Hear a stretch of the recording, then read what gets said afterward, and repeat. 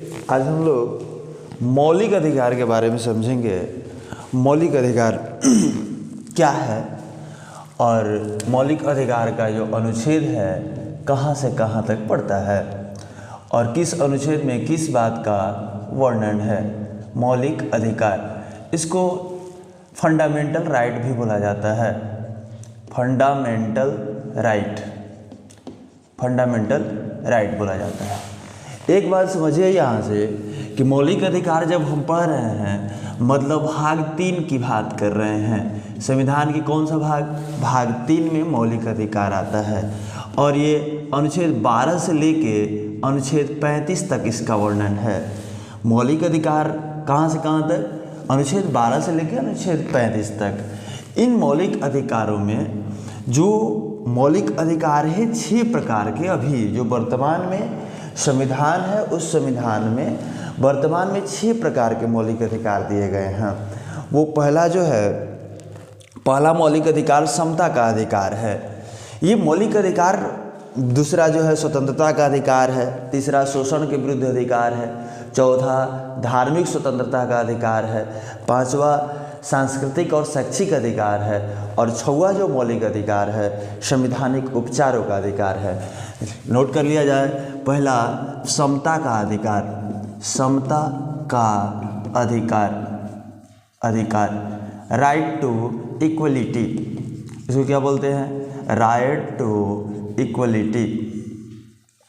Right to equality. दूसरा स्वतंत्रता का अधिकार।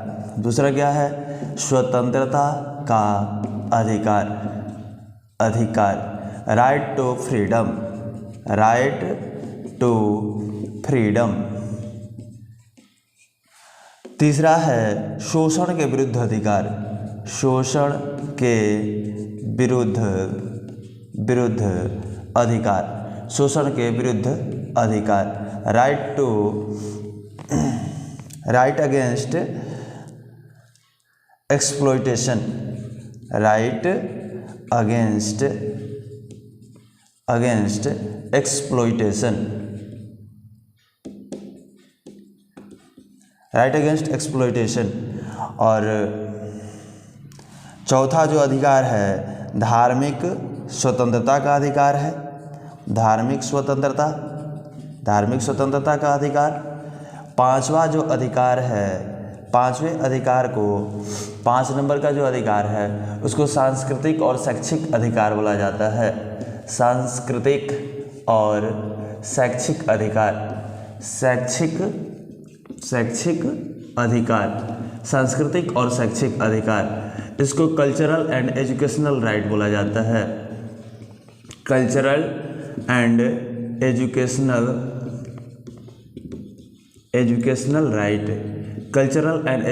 राइट 5 नंबर जो अधिकार है और 6 नंबर जो है संवैधानिक उपचारों का अधिकार। संवैधानिक उपचारों का अधिकार 6 अधिकार दिए गए हैं। जब मूल संविधान बना था उस वक्त 7 मौलिक अधिकार दिए गए थे।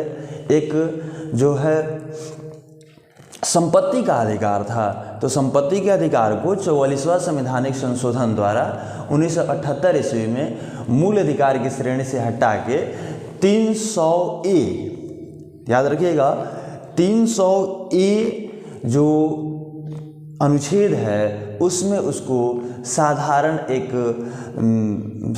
नियम के तौर पे उसको जोड़ दिया गया। तो ये 6 प्रकार के मौलिक अधिकार हैं। इन 6 अधिकार के बारे में हम लोग को लगातार पढ़ना है। सबके बारे में अलग अलग पढ़ना है कि किस अधिकार में कहाँ से कहाँ तक अनुच्छेद है और किस अनुच्छेद में क्या वर्णन है। तो इस चीज़ को रखा जाए। यहाँ से देख लीजिए, ये समता का अधिकार है, अनुच्छेद 14 से लेकर 18 तक जाता है।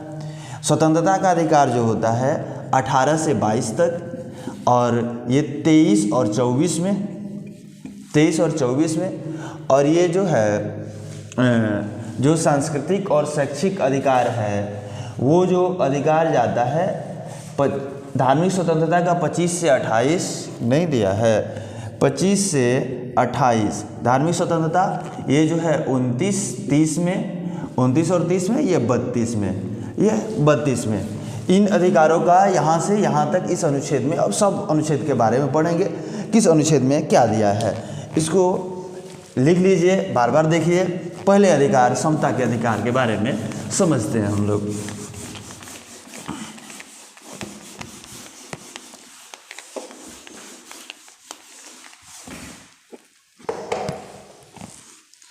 देखिए, समता के अधिकार में 14 से 18 तक आता है अनुच्छेद। अनुच्छेद 14 में क्या है?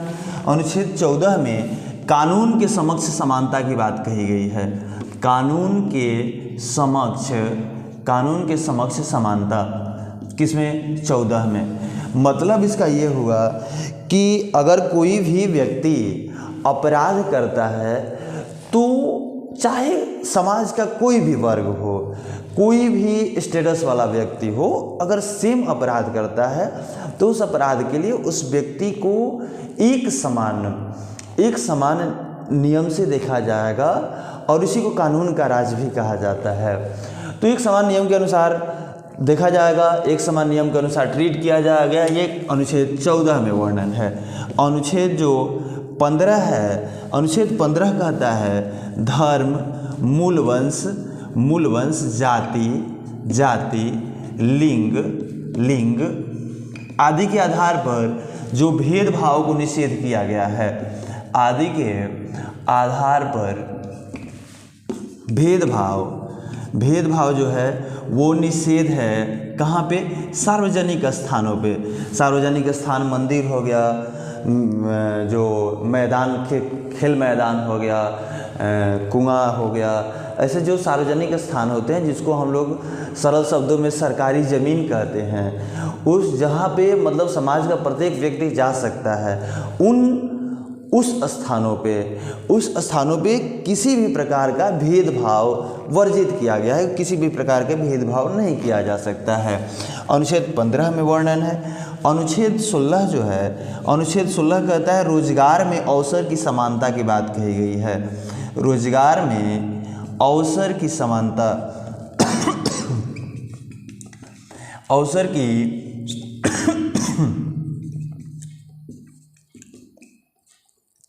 रोजगार में अवसर की समानता की बात कही गई है। इसका मतलब यह है कि रोजगार में चाहे सरकार किसी भी प्रकार का रोजगार देती है तो समाज के प्रत्येक वर्ग को एक समान अवसर देगी। लेकिन इस बात का खंडन हो जाता है जो रिजर्वेशन होता है, जो आरक्षण होता है। आरक्षण कभी कभार ऐसा लगता है कि आरक्षण तो ये जो बात कहा जा रहा है अनुच्छेद 16 में रोजगार में अवसर की समानता की जो बात कही जा रही है, ये कहीं इसका तो विखंडन तो नहीं है।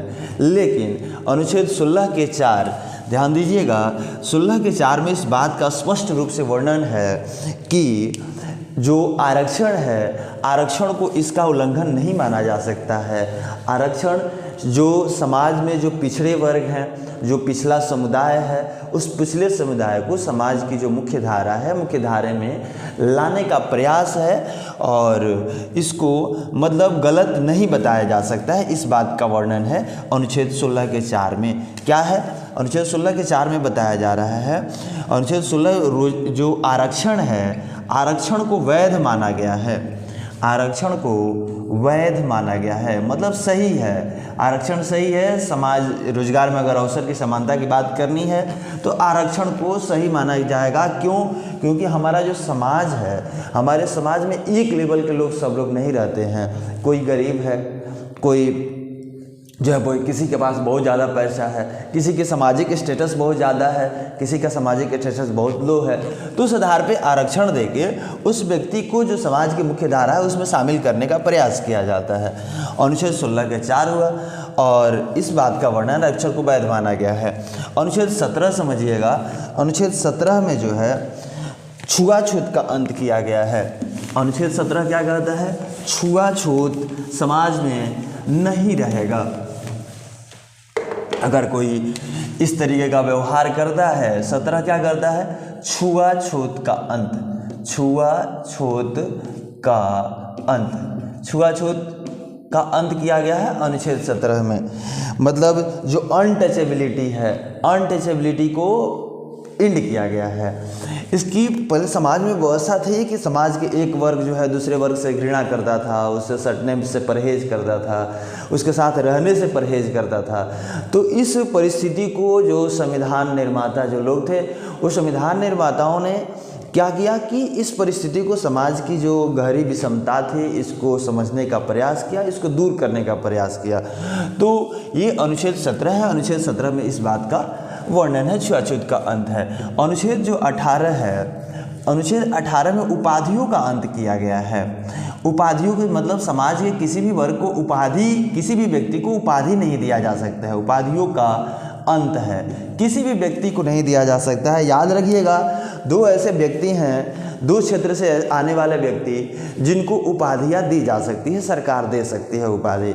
एक शिक्षा के क्षेत्र में कोई खास उपलब्धि कोई व्यक्ति किया है, उसको उपाधि मिलता है, और नहीं तो अगर सैनिक जो सुरक्षा क्षेत्र में, सेना के क्षेत्र में अगर कोई विशिष्ट उपलब्धि प्राप्त व्यक्ति किया है तो उसको उपाधि दिया जा सकता है। तो उपाधि देने की बात, उपाधियों का अंत, इसमें दो व्यक्ति को, एक्सेप्शन याद रखिएगा, एक्सेप्शन है, अपवाद है, दो व्यक्ति को दिया जा सकता है। एक शिक्षा के क्षेत्र में, शिक्षा के क्षेत्र से जुड़े व्यक्ति को, शिक्षा के क्षेत्र से जुड़े व्यक्ति को, और नहीं तो दूसरा है सेना के क्षेत्र से जुड़े व्यक्ति को। सेना में जो विशिष्ट उपलब्धि प्राप्त किए व्यक्ति हैं उनको, विशिष्ट उपलब्धि वाले व्यक्ति को, विशिष्ट उपलब्धि वाले व्यक्ति को दिया जा सकता है, किसमें, उपाधि दिया जा सकता है। ये हुआ हम लोग का पहला जो है कि जो समता का अधिकार है। समता का अधिकार में 14, 15, 16, 17, 18, 14 में क्या है, कानून के समक्ष समानता की बात कही गई है। 15 में धर्म, मूल, वंश, जाति, लिंग, जन्म स्थान के आधार पर किसी प्रकार का भेदभाव को वर्जित किया गया है। कहाँ पे, सार्वजनिक स्थानों पे, पब्लिक प्लेसेस पे। और 16 में क्या किया गया है, रोजगार में अवसर की समानता की बात कही गई है। 17 में छुआछूत का अंत किया गया है। और 18 में उपाधियों का अंत किया गया है। और दो व्यक्ति हैं जिनको उपाधियां दी जा सकती है, दो क्षेत्र से जुड़े व्यक्ति, एक शिक्षा के क्षेत्र में विशिष्ट उपलब्धि वाले व्यक्ति को, और नहीं तो जो सेना के क्षेत्र में विशिष्ट उपलब्धि वाला कोई व्यक्ति है तो उसको भी दिया जाता है। दूसरा अधिकार है स्वतंत्रता का अधिकार। दूसरा क्या है, स्वतंत्रता के अधिकार के बारे में समझा जाए।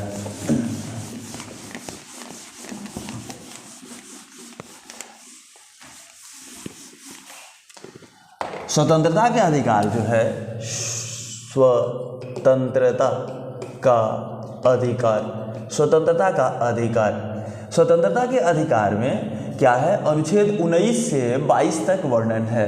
अब अनुच्छेद 19 में किस बात का वर्णन है, अनुच्छेद 19 जो है कहता है व्यक्तिगत स्वतंत्रता का,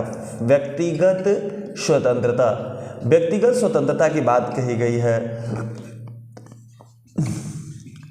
व्यक्तिगत स्वतंत्रता का अधिकार अनुच्छेद 19 में है। अब व्यक्तिगत स्वतंत्रता होता क्या है, इसमें इस बात का स्पष्ट वर्णन है कि भारत में रहने वाला प्रत्येक नागरिक कहीं भी घूम सकता है, भारत के अंदर कुछ भी व्यापार कर सकता है, व्यापार या व्यवसाय कुछ भी कर सकता है, अपनी बात रखने की आज़ादी, स्पष्ट अभिव्यक्ति की आज़ादी है, कुछ भी बात रख सकता है, बस शर्त है आप उस तरीके की बात नहीं कर सकते हैं जिससे समाज में दूसरे की स्वतंत्रता पर आघात पहुंचे, उस तरीके की बात नहीं कर सकते हैं। अपनी बात रखने की आज़ादी आपको ज़रूर है, लेकिन आप उस तरीके की बात समाज में नहीं कर सकते हैं जिससे दूसरे की स्वतंत्रता आहत हो। तो क्या अनुच्छेद 19 में क्या है, व्यक्तिगत स्वतंत्रता के अंतर्गत है कि अपनी स्पष्ट अभिव्यक्ति की आज़ादी, अपनी बात रखने की आज़ादी है, दूसरी कहीं भी घूमने की आज़ादी है, कहीं भी बसने की आज़ादी है, कहीं भी आप घर बना के रह सकते हैं। तीसरी बात कि जो सभा है, कमेटी है, कमेटी बनाने की आज़ादी है। और साथ में जो आंदोलन होते हैं, प्रदर्शन होते हैं, प्रोटेस्ट होता है, प्रोटेस्ट करने की भी आज़ादी है, लेकिन शांतिपूर्ण तरीके से। शांतिपूर्ण तरीके से आप प्रोटेस्ट कर सकते हैं, बिना जो हथियार होता है, जो लड़ने वाली सामग्रियां होती है, उनके बिना आप किसी तरीके का प्रदर्शन कर सकते हैं, उस किसी तरीके के गोलबंदी कर सकते हैं, लेकिन शांतिपूर्ण तरीका होना चाहिए। और साथ में कोई भी व्यापार चुनने का अधिकार है, कोई भी व्यवसाय चुनने का अधिकार है समाज के प्रत्येक व्यक्ति को। तो ये स्वतंत्रताएं दी गई है अनुच्छेद 19 में, ध्यान से समझिएगा। अनुच्छेद 19 कहता है स्पष्ट अभिव्यक्ति की आज़ादी। स्पष्ट अभिव्यक्ति की आज़ादी समझिए। अभिव्यक्ति मतलब अपनी बात रखा जा सकता है, अभिव्यक्ति की आज़ादी। फिर है अभिव्यक्ति की आज़ादी के बाद घूमने की, कहीं भी घूमने की, बसने की, कहीं भी आप रह सकते हैं, अपना घर बना सकते हैं, रेसिडेंट कर सकते हैं। और जो है सभा और समिति बनाने की, सभा या समिति बनाने की आज़ादी है, सभा या समिति बनाने की। और नेक्स्ट है इसी में कोई भी व्यापार और व्यवसाय चुनने की, व्यवसाय चुनने की, साथ में प्रदर्शन करने की भी आज़ादी है। शांतिपूर्ण तरीके से प्रदर्शन, शांतिपूर्ण तरीके से प्रदर्शन करने की आज़ादी है। प्रदर्शन करने की, शांतिपूर्ण तरीके से प्रदर्शन करने की आज़ादी है। ये व्यक्तिगत स्वतंत्रता के अधिकार के अंतर्गत सारी आज़ादी मिली हुई है। दूसरा अनुच्छेद 20 है, वो कहता है कि अपराधों के लिए दोष सिद्धि के संबंध में संरक्षण है। अपराधों के लिए दोष सिद्धि के संबंध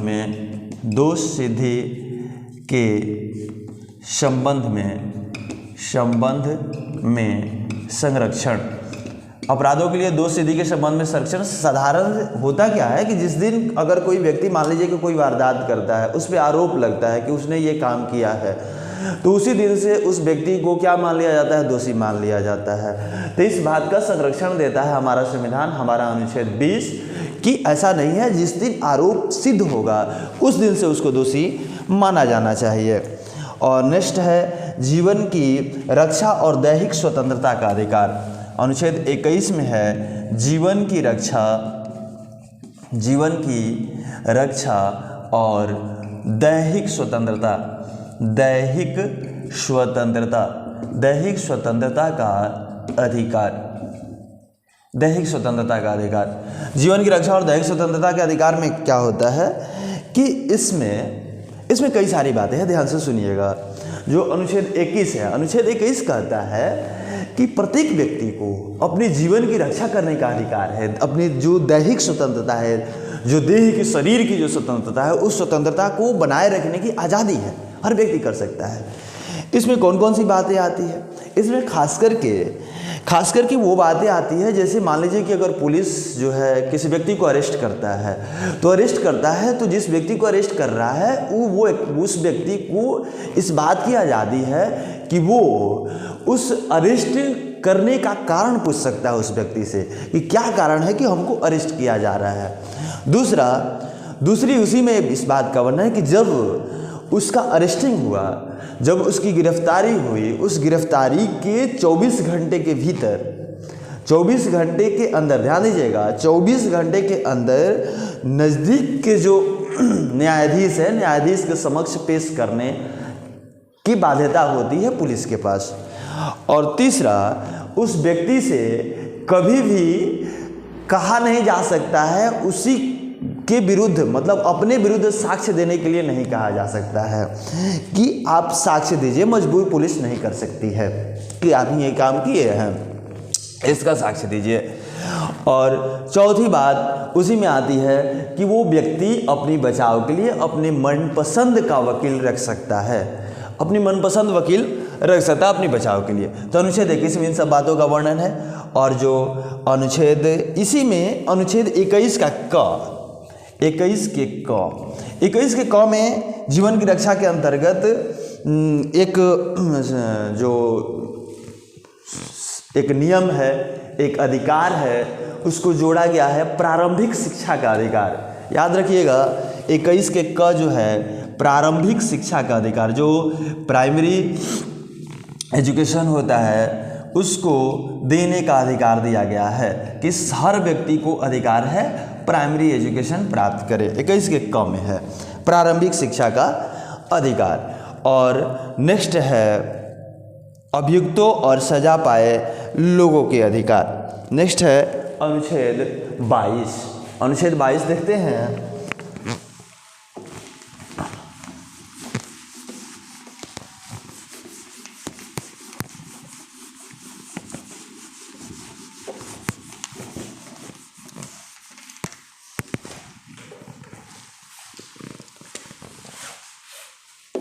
अनुच्छेद 22 कहता है अभियुक्तों और सजा पाए लोगों का अधिकार। सजा पाए लोगों का अधिकार। इसमें क्या है? इसमें इस बात का वर्णन है कि अगर मान लीजिए कोई भी व्यक्ति को सिद्ध हो जाता है कि वही व्यक्ति वो अपराध किया है, तो उस स्थिति में उस पर उस नियम के अनुसार जो है उसका दंड दिया जाएगा। जब अपराध हुआ था उस वक्त उस अपराध के लिए कौन सा नियम था, उस नियम के अनुसार उसको दंड दिया जाएगा। पहली बात। दूसरी बात कि वो जो व्यक्ति है एक अपराध के लिए एक से अधिक दंड नहीं दिया जा सकता है। एक व्यक्ति को एक अपराध के लिए एक से अधिक दंड नहीं दिया जा सकता है। यह अभियुक्तों और सजा पाए लोगों के अधिकार के अंतर्गत आता है अनुच्छेद 22।